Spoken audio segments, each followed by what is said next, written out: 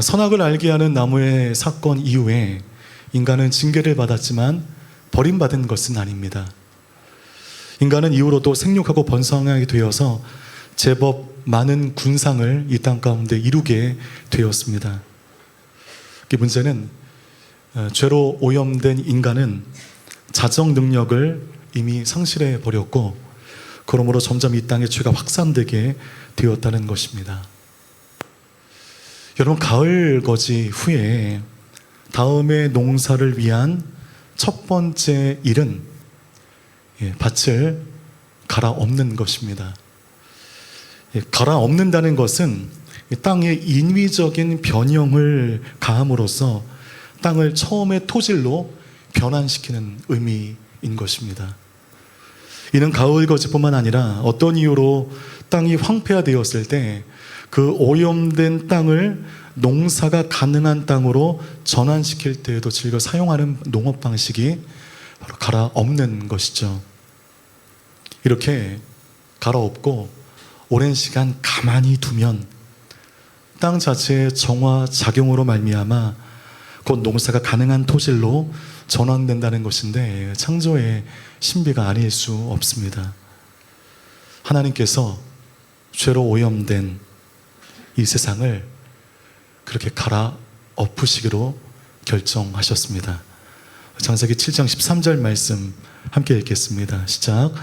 바로 그날 노아와 그의 아들들인 셈, 한, 야벳과 그의 아내와 세 며느리가 광주로 들어갔습니다. 13절 말씀 보면 바로 그날이라고 되어 있죠. 바로 그날이 언제인가 11절에 나와 있는데, 노아가 600세 되던 해의 둘째 날 17일, 그날, 바로 그날에 이 땅이 하나님의 갈아엎으심, 이 땅에 하나님의 충격적인 심판이 시작이 되었습니다. 11절 말씀 보니까 거대한 기품의 샘들이 한꺼번에 터졌다. 그리고 하늘의 창들이 열렸다. 이것이 하나님의 심판이었습니다. 여러분, 이 현상을 우리가 이해하기 위해서는 다시 창조의 기사의 부분으로 우리가 건너가야 되는데, 창조의 둘째 날 하나님께서 하늘을 만드셨을 때는 기억하시죠? 하늘 아래 물과 하늘 위의 물 사이에 하늘이라고 하는 공간을 두셨는데, 공간 아래 물은 지금 우리가 볼 수 있는 바다와 지하수가 되겠죠.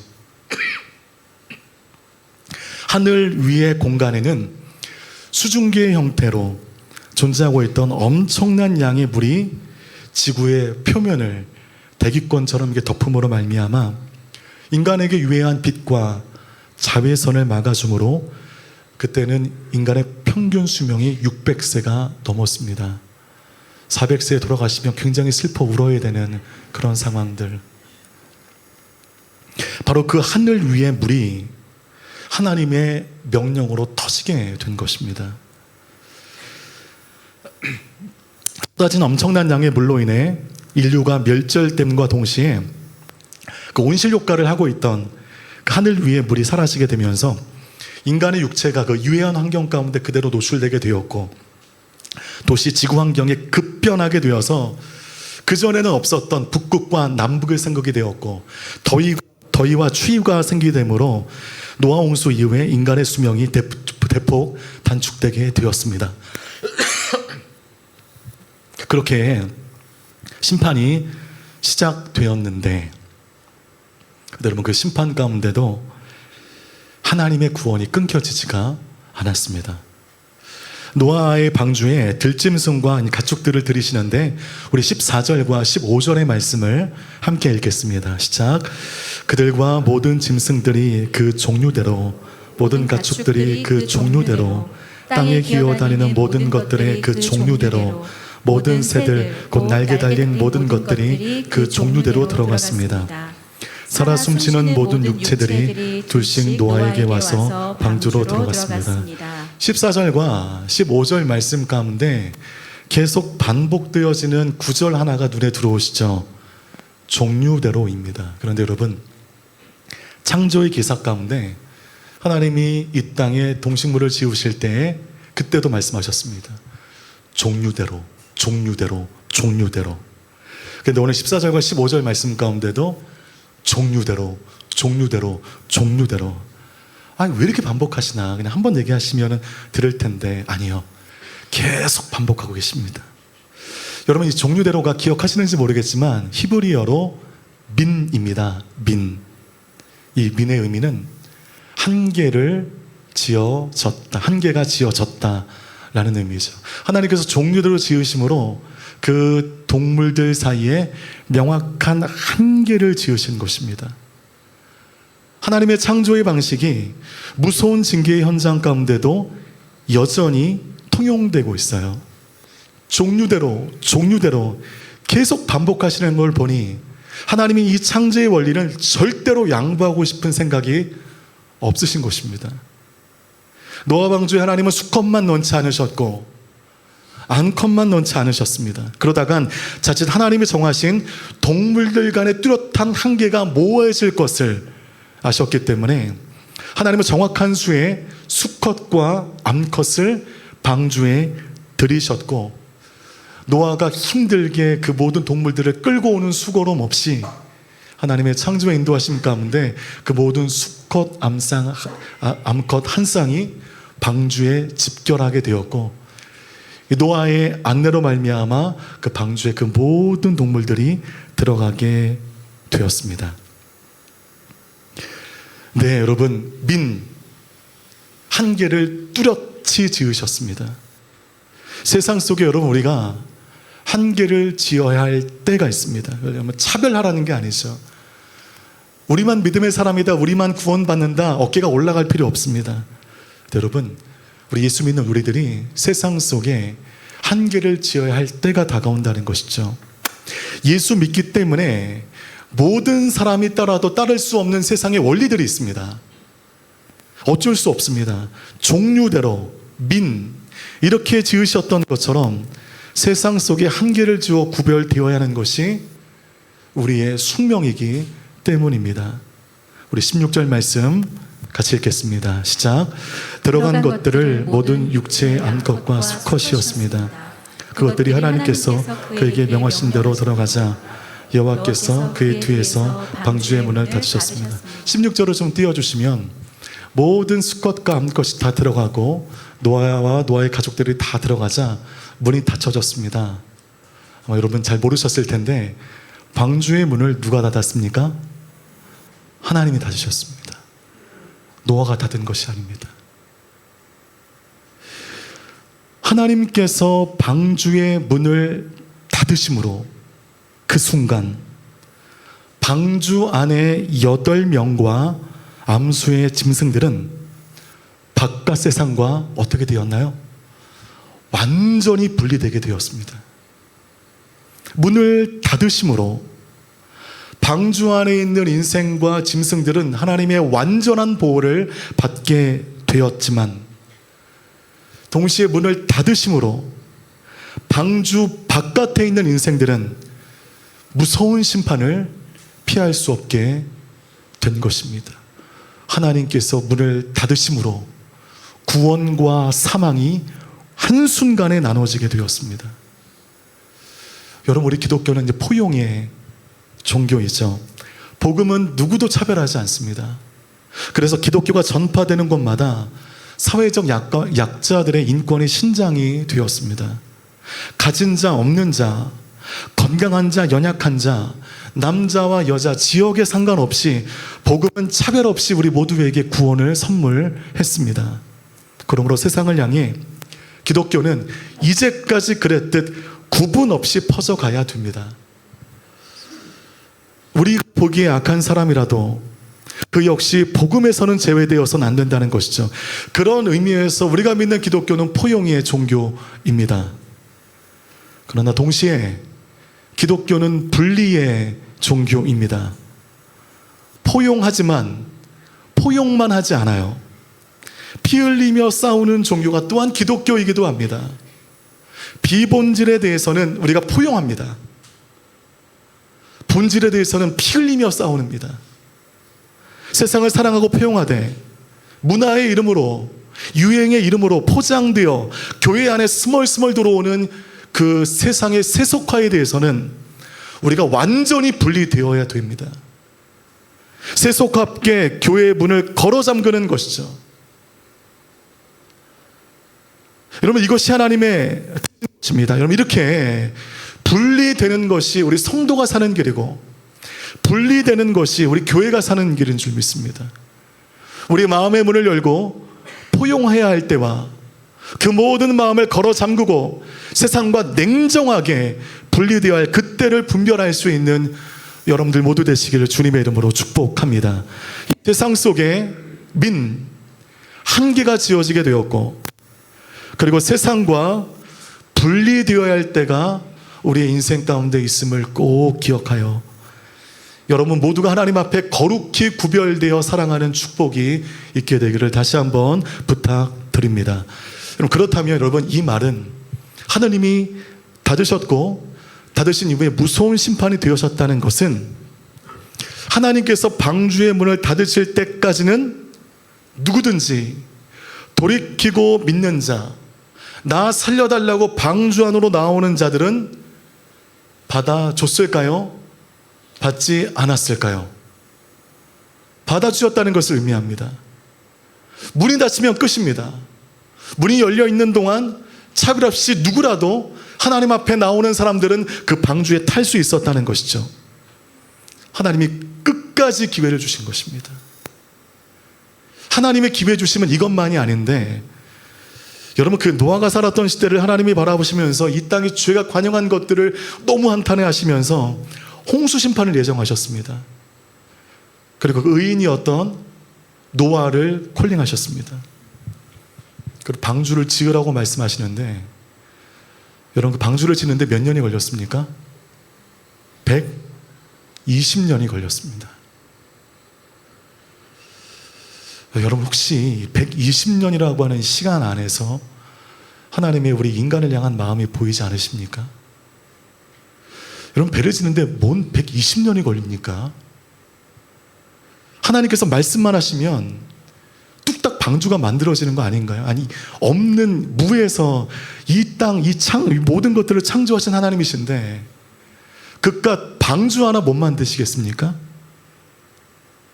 근데 능력이 있으심에도 노아로 인해 방주 제작에 120년을 제가 보기엔 허비하신 것은, 낭비하신 것은 허비가 아닙니다. 120년간 하나님이 인간들 무엇 하신 겁니까? 기다리신 겁니다. 돌아오길 기다리신 것입니다. 심판을 예정하셨지만 그래도 이 심판 직전에 그 죄악된 인생들이 자기의 죄를 고하고 하나님께 나오기를 원하셨던 것이죠. 그래서 노아의 방주의 문을 닫으실 때까지 무려 120년의 돌아올 기회를 인간들에게 부여해 주신 것입니다. 암수한 쌍과 8명의 노아 식구들이 들어갈 때도 하나님은 끝까지 기회를 주셨습니다.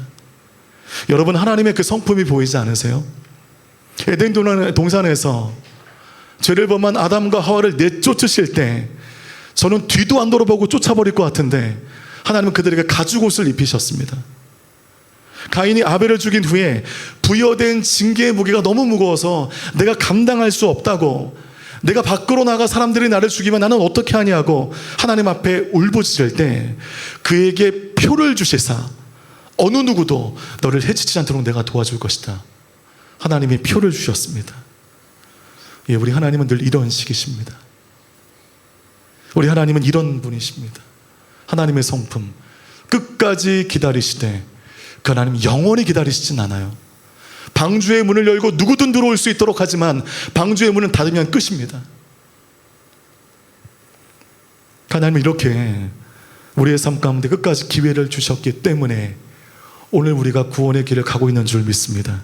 방주의 문을 활짝 열고 다가오는 모든 사람들을 구원하고자 하셨는데, 그런데 모두가 120년의 시간을 주었지만, 방주의 문이 닫힐 때까지의 시간을 주었지만 그 모두가 그 방주를 외면해버렸고, 그 기회의 시간이 끝나자 하나님은 냉정하게 방주의 문을 닫으셨고 닫힌 문은 그 위에 열리지 않았으며 곧 전무후무한 무서운 심판이 시작이 되었습니다.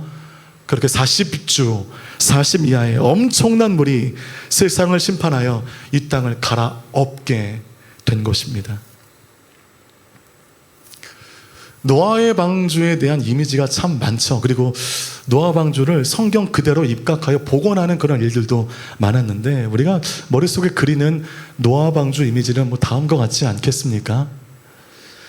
노아 방주는 참 역사적인 사건이면서 많은 사람들이 궁금해하는 신비로운 사건이기도 합니다.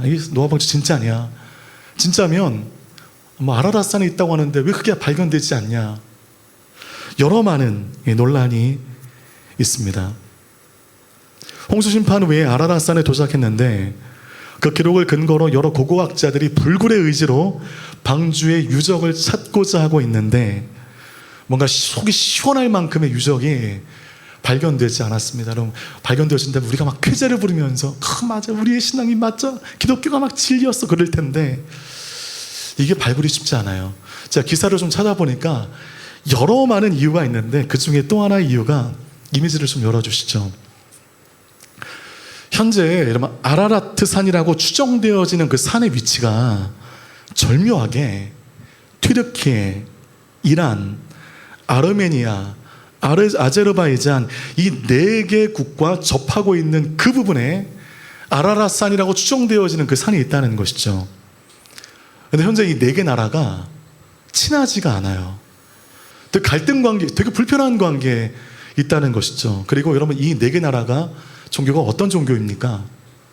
이슬람이죠. 이슬람의 입장에서 기독교가 주장하는 가장 신비로운 사건 중에 하나인 방주가 저 아라랏산에서 발견되어졌다. 그러면 이 이슬람권의 위협이 될 수가 있거든요. 그래서 되게 비협조하고 있다는 사실을 이번에 좀 준비하면서 알게 되었습니다. 그럼에도 방주가 발굴되어지면 기독교 신앙이 명확한 우위를 점을 수가 있고, 그러므로 복음이 더 확산될 것 같은데, 믿지 않은 사람들에게 봐라, 노아 방주 발견되었다, 성경이 다 사실이다 얘기하면 더 잘 들릴 것 같고 더 복음화될 것 같은데, 왜 하나님은 방주 발굴에 대하여 시원하게 도와주시지 않는가? 왜 하나님이 이 방주 발굴을 원하시지 않는 것처럼 이렇게 어려운가? 저는 그 이유를 압니다. 아직도 발견되지 않는 이 방주의 잔해와 같은 비슷한 사건이 하나가 더 있는데, 우리 모세가 가나안 땅이 빤히 보이는 그 돌무더기 느보산에서 그 백성들이 가나안을 향하여 가는 것을 보면서 쓸쓸한 최후를 맞이하게 되죠. 느보산은 지금도 존재하고 있는 산입니다. 그 느보산에서 최후를 맞이했다면 그 산 정상에 뭐가 있어야 됩니까? 모세의 시체가 있어야 되잖아요. 근데 하나님께서 그 시체를 감추셨습니다. 그래서 신약 유다서의 말씀 보면 그 모세의 감춰진 시체를 두고 천사들과 사탄이 옥신각신하는 얘기가 유다서에 기록되어 있잖아요. 모세의 시체가 발견되어지면 좋을 텐데, 우리 기독교 신앙이 아주 명확한 우위에 있게 될 텐데, 정말 성경의 모든 역사가 실존하는 것임을 만방에 다 알게 되어서 성경의 권위가 놀랍도록 향상이 될 텐데, 왜 하나님은 모세의 시체를 숨기셨는가? 그리고 왜 하나님은 시원하게 방주가 발굴될 수 있도록 도와주지 않는가? 우리 하나님이 이 우매한 인간들을 정확하게 파악하고 계시기 때문입니다. 여러분, 만약에 모세의 잔해, 모세의 시체가 발견되어서 만천하에 공개가 될 경우 어떤 일이 벌어질까요? 기독교 신앙이 더욱더 탄력을 받고 공고해진다? 절대 그렇지 않을 것입니다. 이스라엘에는 모세교가 생기게 될 거고요, 모세의 그 시체가 하나님보다 더 존귀함을 받는 물건이 될 것입니다. 유대인들의 역사에 가장 신비로운 사건들이 객관적 사실이 되면서 오히려 유대인들을 향한 복음 전파는 더욱더 어려워질 것입니다. 그들의 목이 더욱더 곧아져 예수 그리스도를 나의 구주로 고백하기보다 지금 눈에 보이는 이건, 이 잔해, 이 유물, 이것이 예수 그리스도의 자리를 대체하게 될 것입니다. 이것을 하나님이 아셨기 때문이죠. 이것은 비단 그들만의 문제가 아니라 우리 모두의 문제입니다. 믿음이 떨어지고 은혜가 떨어지면 하나님의 자리에 그 무언가를 대체하려고 하는 그 경향들이 우리의 삶 가운데 보입니다. 믿음으로 충만할 때는 오로지 주님, 은혜, 복음만을 얘기하지만 삶의 고난 속에 하나님의 인도하심을 잊어버리고 내 마음 가운데 있는 그나마 있었던 은혜가 사라지는 순간 돈을 하나님 자리 위에 올려놓고 사람을 하나님 자리에 올려놓고 이 인간의 습성을 하나님께서 너무 잘 아셨기 때문에 성경 가운데 나타나는 그 신비로운 사건에 대한 객관적 사실들은 발굴되지 않을 가능성이 제가 보이기엔 높습니다. 이렇듯 인간에게는 모두 다 특심한 종교성이 있어서 그 종교성이 빗나갈 경우 본질이 아닌 비본질의 신앙의 목적과 목표를 둘 것임을 아셨기 때문인 것이죠. 표적을 보고 믿는 신앙을 지나 보지 않고도 믿는 신앙으로 나아가시는 우리 모든 성도님 되시기를 주님의 이름으로 축복합니다. 보고 믿는 신앙이 아닌 믿으면 보여지는 신앙, 믿게 될 때 모든 것을 볼 수 있는 그 신앙, 그 신앙의 차원으로 나아가시는 여러분 되시기를 바라겠습니다. 그래서 뉴스에서 어느 날 방주의 잔해가 발견되었다 한다면 이것 봐라, 기독교가 진리였구나, 여러분 우쭐대실 필요 없고요, 발견되었구나 이렇게 반응하시면 돼요. 방주의 잔해가 발견되든 발견되지 않든 우리의 신앙에는 전혀 영향이 없고 끝까지 방주가 발견되지 않는다 하여도 우리는 예수 그리스도만 섬기는 우리의 신앙은 결코 흔들림이 없을 것이기 때문입니다. 이 믿음으로 살아가시는 우리 성도님 모두 되시기를 주님의 이름으로 축복합니다. 우리 창세기 8장 1절 말씀 함께 읽겠습니다. 시작. 하나님께서 노아와 그와 함께 방주 안에 있던 모든 짐승과 가축을 기억하시고 땅에 바람을 보내시니 물이 줄어들었습니다. 40주 40야를 퍼붓던 물이 줄어들었어요. 그러니까 심판이 시작이 되었지만 그 심판이 점점 끝이 나고 있는 것이죠. 여러분 성경을 보면 여러분이 가져오신 성경 장 위에 그 장을 해석하는 표제어들이 이렇게 있습니다. 이 표제어가 시편에 참 많죠. 시편의 표제어는 그 시편을 해석할 수 있는 단서가 되기도 하는데 제가 가진 성경 보니까 창세기 8장 위에 표제어가 이렇게 되어 있습니다. 제가 제 성경을 직접 찍어 왔는데 8장 위에 표제어에 뭐라고 되어 있습니까? 홍수가 그치다. 근데 여러분 이 한 구절이 왜 이렇게 은혜가 됩니까? 홍수가 그치다. 아 그래, 홍수도 그쳤지. 우리의 삶의 고난도 그칠 날이 있을 거야. 우리의 삶의 고난이 영원하지 않을 거야.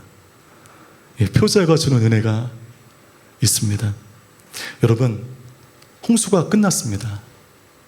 여러분 이 말은 여러분의 지금의 그 고난도 영원하지 않다는 거죠. 끝날 날이 오게 된다는 것입니다.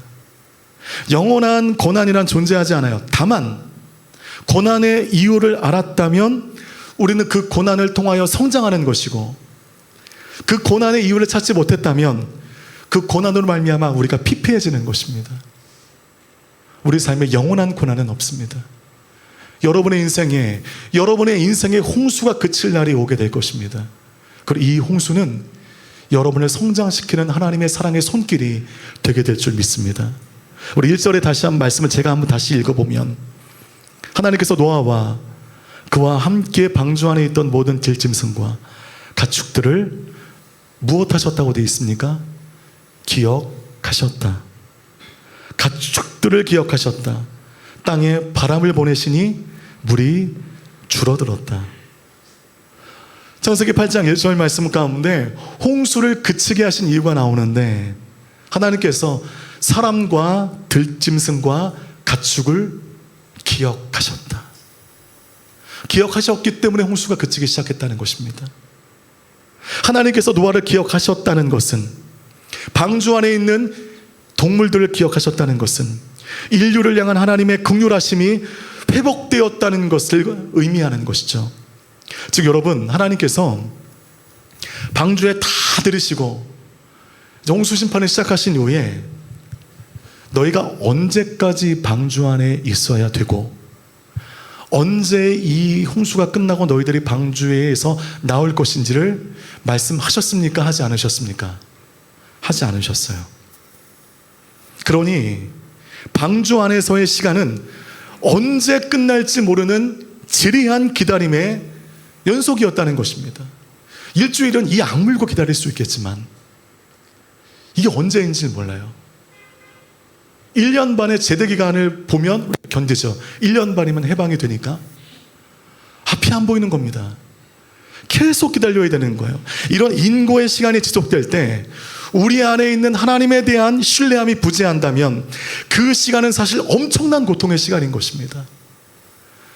여러분, 방주 안이 뭐 파라다이스가 아닙니다. 환상의 장소가 아닙니다. 매일 똑같은 소수의 사람들을 지겹게 봐야 되고요.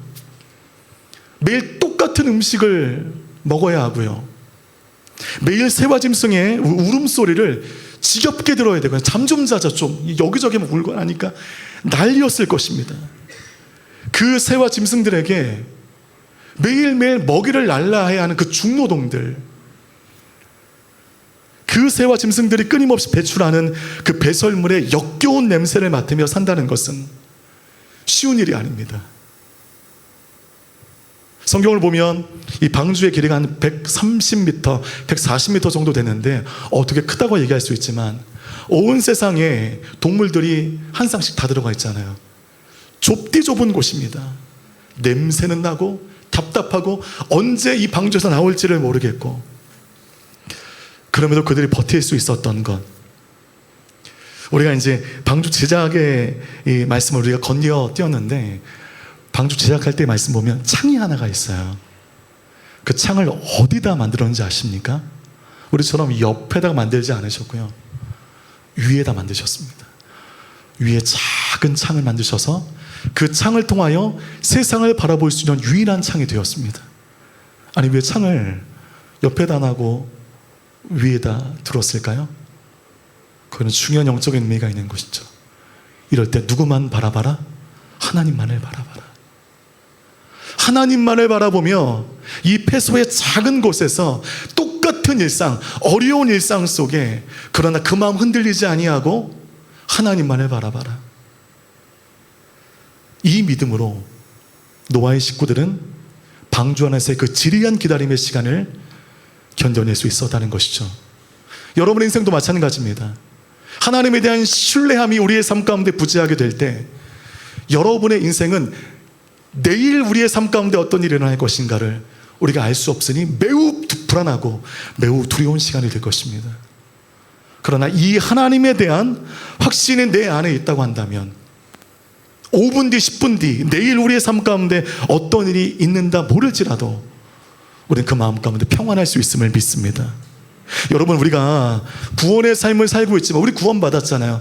우리가 구원의 삶을 살고 있지만 육신을 입고 살아가는 인생은 환상과 낭만의 시간들이 아닙니다. 여러분들 다 경험하고 계실 텐데, 우리 모두에게 노아와 노아의 식구들이 방주의 삶을 살아내기 위해 집을 내야 했던 그 고통들을 저마다 안고 살아갑니다. 그럴 때 우리를 기억하시는 하나님에 대한 신뢰와 믿음이 없다면 우리는 지금을 감당할 수가 없을 것입니다. 그렇게 하나님은 모진 어려움 속에 방주의 삶을 살아내는 노아와 그의 가족들을 기억하셨습니다. 노아의 그 가족들은 방주 위로 난 그 자그마한 창을 통하여 하나님을 바라보며 하나님을 기억하셨습니다. 아, 그렇지. 하나님께서 이 심판을 주셨지. 홍수도 그칠 날이 있지. 하나님께서 이 모든 것을 그칠 날이 올 거야. 예, 이렇게 하나님은 가장 적당한 시간에 인간을 향한 심판을 거두시고 이 땅의 홍수를 그치게 하십니다. 우리 창세기 8장 15절과 16절 말씀 함께 읽겠습니다. 시작. 그때 하나님께서 노아에게 말씀하셨습니다. 너는 내 아내와 내 아들들과 내 며느리들과 함께 방주에서 나와라. 네, 이제 방주에서 나오게 되었습니다. 노아 한 사람뿐만 아니라 그의 아내와 아들 셋, 그의 자부 셋, 도합 8명이 방주에서 나왔습니다. 여러분, 저는 방주 사건을 읽을 때마다 늘 가지고 있었던 작은 의문이 하나가 있었습니다. 노아는 방주로 인해 일종의 구원을 받을 만한 충분한 자격이 되는 사람이죠. 의로운 사람이었고 콜링을 받았을 때 그 산에서 사람들의 모진 핍박을 감내하며 120년간 방주를 만들었잖아요. 예, 노아의 아내도 마찬가지일 것입니다. 그런데 노아의 아들 셋, 자부 셋은 무엇을 했을까요? 물론 아버지의 방주 제작을 도왔을 거라고는 추측할 수 있지만 아들 셋, 자부 셋은 이렇게 구원을 얻을 만한 직접적인 일을 한 기사가 성경 가운데 없습니다. 그런데도 구원을 받았습니다. 럭키한 삶이죠. 노아 때문에. 그런데 여러분, 그들이 이렇게 구원을 받은 이유가 있습니다. 우리 마지막 창세기 7장 1절 말씀 마지막으로 함께 읽도록 하겠습니다. 시작. 여호와께서 노아에게 말씀하셨습니다. 너와 내 모든 가족은 방주로 들어가거라. 이 세대 가운데 내가 내 앞에서 의로운 사람인 것을 내가 보았다. 이 말씀 하나님께서 노아에게 하신 거예요. 노아 한 사람이 그 시대에 하나님 앞에 의로운 삶을 살았습니다. 타협하지 않고 구분되어 살았습니다. 그런데 그 의로운 삶의 결과는 그의 구원뿐만 아니라 그의 가정으로 확장이 되었던 것을 우리 확인할 수가 있습니다. 노아 한 사람으로 말미암아 그의 가족들이 더불어 이 방주에 승선할 수가 있었던 것이죠. 이 말은 노아만 의인이고 노아의 가족들은 악인이다. 근데 이 악인들에게 구원이 베풀어졌다. 그 의미가 아닌 것입니다. 노아의 의에 그 그늘 속에 그 가족들이 영향을 받게 되었습니다. 한 사람 앞이 세상 가운데 구별되어 바르게 서게 되니 이 사람을 통하여 그가 살아가는 삶의 자리 가운데 하나님의 구원이 이루게 된 것이죠. 때문에 하나님의 역사는 한 사람을 통하여 시작이 되는 줄 믿습니다. 하나님의 역사가 집단적으로 나타난 예가 없습니다. 첫사람 아담의 불순종으로 인하여 모든 사람이 죄인이 되었고, 두 번째 아담 예수 그리스도의 순종으로 말미암아 모든 인류 가운데 구원이 임하게 되었습니다. 바울 한 사람의 순종이 소아시아와 유럽을 뒤흔들어 복음이 확산되어지는 놀라운 기회가 되었고, 성경 역사상 또한 가장 신비한 기적 중에 하나인 오병이어는 자기의 작은 도시락을 먹지 않고 주님께 드린 작은 어린이 한 명의 헌신으로 말미암아 가능케 되었습니다. 이 말씀 마치겠습니다.